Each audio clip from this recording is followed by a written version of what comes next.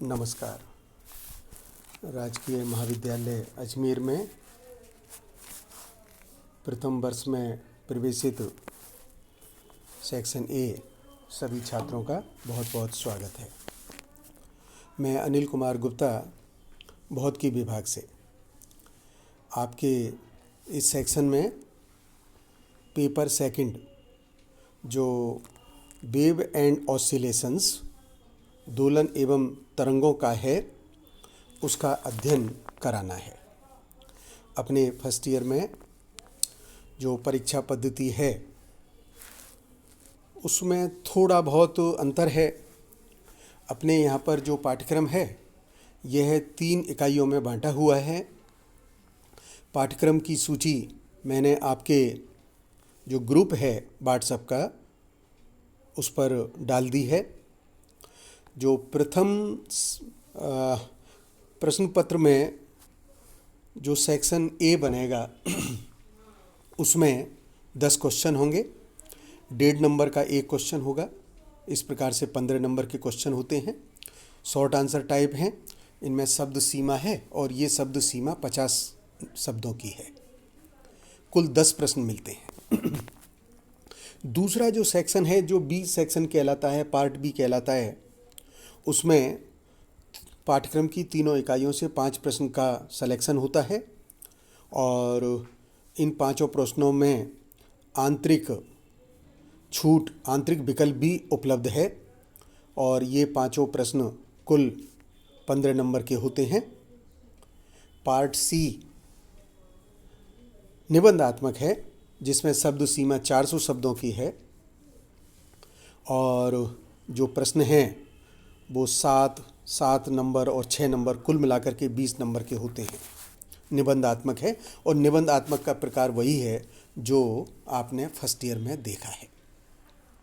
आप जब पाठ्यक्रम को देखेंगे तो आपको अनुभव होगा कि हमने जो पाठ्यक्रम की रचना की है वह 12वीं क्लास से थोड़ा सा ऊंचा लिया है और कई टॉपिक्स ऐसे हैं जो बिल्कुल 12वीं क्लास के हैं। तो लगभग 40% जो हमारा सिलेबस है वो तो हम 12वीं क्लास का ही माने। आज हम यूनिट 1 से पहला टॉपिक ले रहे हैं, सिंपल हार्मोनिक ऑसिलेशंस। इसमें जो पहली टर्म है वह है पीरियोडिक मोशन, आवर्त गति। If an object repeat its motion on a definite path after a regular interval of time, this motion is said to be periodic motion, and this definite time after which it repeat its motion is called periodic time, and this time is represented by letter T. In the periodic motion, the path of the body can be straight line, circle और एक curve. हम इस प्रकार के उदाहरण अपने जीवन में कई प्रकार से देखते हैं। जैसे नियत समय अंतराल में गति दोहराई जाती है, आवर्त गति कहलाएगी। उदाहरण के लिए जैसे पृथ्वी का अपनी अक्ष के चारों ओर घूर्णन गति करना, पृथ्वी की सूर्य के पारित दीर्घवृत्ताकार कक्षा में गति करना, घड़ी में सुइयों की गति। इस प्रकार के जो उदाहरण हैं वो सभी आवर्त गति के हैं। अब जो टर्म है वह है दोलनी गति। वह आवर्ती गति जिसमें कोई कण एक ही पथ पर निश्चित बिंदु के टू एंड फ्रो अथवा बैक एंड फोर्थ गति करता है, दोलनी गति कहलाता है। उस निश्चित बिंदु को जिसके सापेक्ष गति दोहराई जाती है वह बिंदु इक्विलिब्रियम पोजीशन यानी साम्य अवस्था, साम्य स्थिति कहलाता है। दोलनी गति के अनेक उदाहरण हैं। जैसे हमने जो आपको बताए हैं, लोलक की गति, ट्यूनिंग फॉर्क की गति,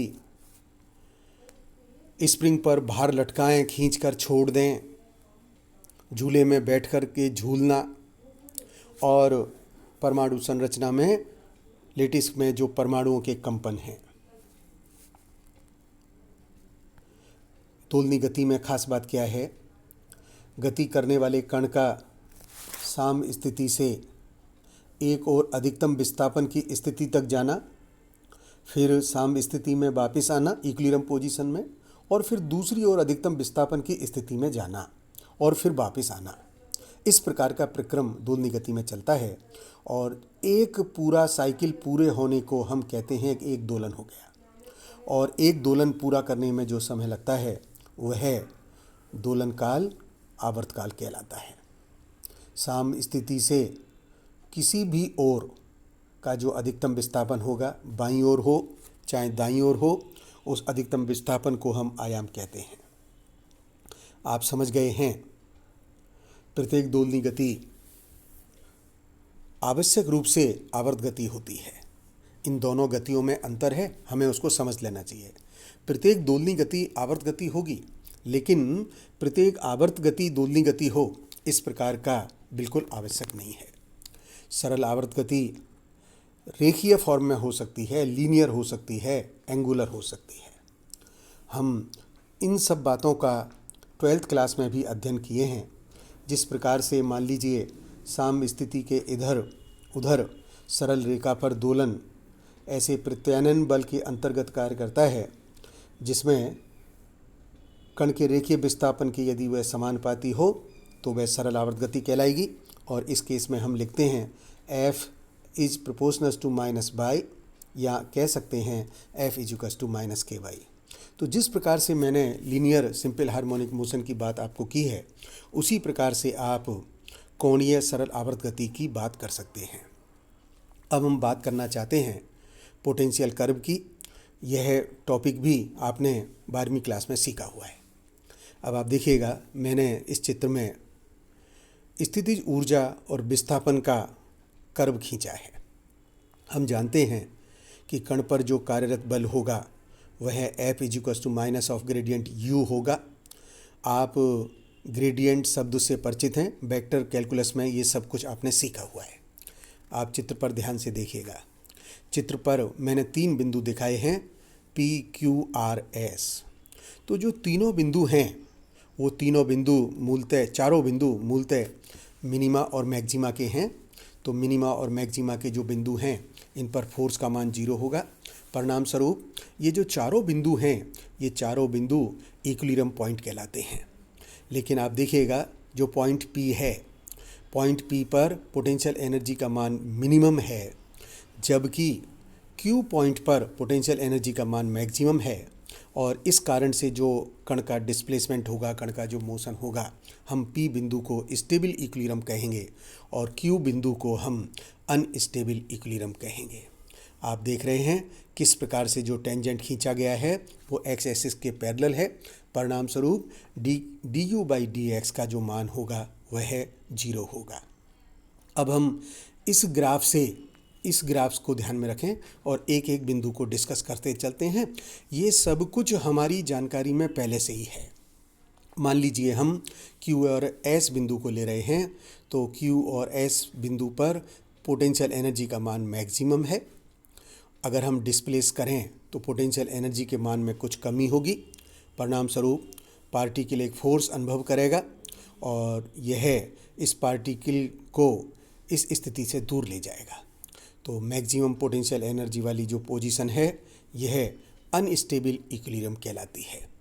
चित्र में जिस प्रकार से हमने P और R जो पॉइंट बताए हैं वह पॉइंट स्टेबल इक्विलिब्रियम के हैं। आप देखिएगा इन दोनों पॉइंट्स पर जो पोटेंशियल एनर्जी का मान है वह मिनिमम है, तो जो फोर्स लगेगा वह F is equal to minus du by dx लगेगा। आप देखिएगा अलग से हमने लिखा है B बिंदु पर किस प्रकार की एनर्जी है, काइनेटिक एनर्जी 0 है। इसका अर्थ हुआ कि टोटल एनर्जी जो है वह पोटेंशियल एनर्जी फॉर्म में है। जबकि P पॉइंट पर काइनेटिक एनर्जी मैक्सिमम है, it means potential energy minimum है। अगेन पॉइंट A पर काइनेटिक एनर्जी 0 है। इसका अर्थ हुआ कि उस बिंदु पर स्थितिज ऊर्जा का मान अधिकतम हो गया है। तो हम क्या देख सकते हैं जो पार्टिकल P है जिस पर स्थितिज ऊर्जा का मान न्यूनतम है, इधर उधर मध्य में गति कर रहा है और इस प्रकार का जो बाउंडेड रीजन है, उस बाउंडेड रीजन को हम पोटेंशियल बेल, विभव कूप कहते हैं। और विभव कूप में पोटेंशियल एनर्जी जो अधिकतम है और जो पोटेंशियल एनर्जी मिनिमम है, उन दोनों का जो अंतर है वह अंतर बाइंडिंग एनर्जी कहलाता है। यदि कण की बाइंडिंग एनर्जी कम है तो कण हमेशा पोटेंशियल बेल में रहता है। अब हम इसको मैथमेटिकली ड्राइव करते हैं। मान लीजिएगा इस अवस्था में जिसको कि हमने बाउंड स्टेट कहा है, डिस्प्लेस किया गया है, तो हम टेलर सीरीज से इसको एक्सपेंड करते हैं। टेलर सीरीज से हमने यू एक्स को एक्सपेंड किया, किसके रेस्पेक्ट में? यू एक्स जीरो के रेस्पेक्ट में। तो जो कैलकुलस में आपने टेलर सीरीज सीखा हुआ है उसका प्रयोग करते हैं, तो ये एक्सप्रेशन हो गया u x is equals to u x zero plus d u by d x at x zero x minus x zero, और तीसरा term d u by d x two x zero x minus x zero square by factorial two plus higher term.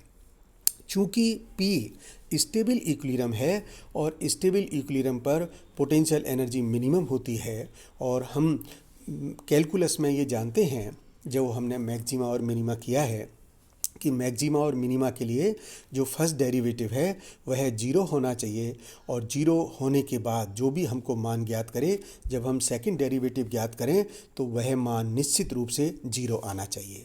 इसलिए जो हमने Taylor series से expand किया है उसमें first derivative का मान जीरो रख दिया, सेकंड डेरिवेटिव का मान पॉजिटिव रखा है, और इस सब्स्टिट्यूशन को माना K1 है, और इस कार्य को करने के बाद u का जो एक्सप्रेशन निकल के आ रहा है वह हो गया है you x zero plus 1/2 k x minus x zero square plus 1/6, ये फैक्टोरियल 3 की वजह से 1/6 हो गया है, K1 x minus x zero Q. यदि बिंदु P को मूल बिंदु पर ट्रांसफ़र कर दिया जाए, एक्स जीरो बराबर जीरो पर ट्रांसफ़र कर दिया जाए, तो मिनिमम पोटेंशियल एनर्जी मान लीजिए जीरो है। तो उस केस में जो एक्सप्रेशन रहेगा, ये एक्सप्रेशन हो गया u x is equals to 1/2 k x square plus 1/6 के एक्स क्यूब। हम जानते हैं कि जो फोर्स का मान होगा वो minus D u by d x होगा, और इस प्रकार से जो एक्सप्रेशन निकल के आएगा वह आया माइनस के x minus 1/2 K1 x square. X का मान कम होता है, बहुत छोटी क्वांटिटी है, इसलिए और छोटी क्वांटिटी का स्क्वायर और क्यूब करेंगे तो और छोटी क्वांटिटी आएगी, परिणाम स्वरूप हम इसको नेगलेक्ट कर सकते हैं। देयरफॉर पोटेंशियल एनर्जी का जो एक्सप्रेशन होगा वह हो गया u x is equals to 1/2 k x square, और पोटेंशियल एनर्जी का एक्सप्रेशन में इस सेकंड टर्म को यदि हम नेगलेक्ट करते हैं तो ये मान हो गया माइनस के एक्स। तो इस प्रकार से हमने फोर्स और पोटेंशियल एनर्जी का एक्सप्रेशन निकाला है। और आप देखिएगा कि जब हम पोजीशन में पोटेंशियल एनर्जी और डिस्प्लेसमेंट में ग्राफ खींचते हैं तो वह पैराबोलिक हमको प्राप्त होता है, और कण पर कार्यरत बल विस्थापन के अनुक्रमानुपाती होता है, जैसा ये एक्सप्रेशन से आ रहा है।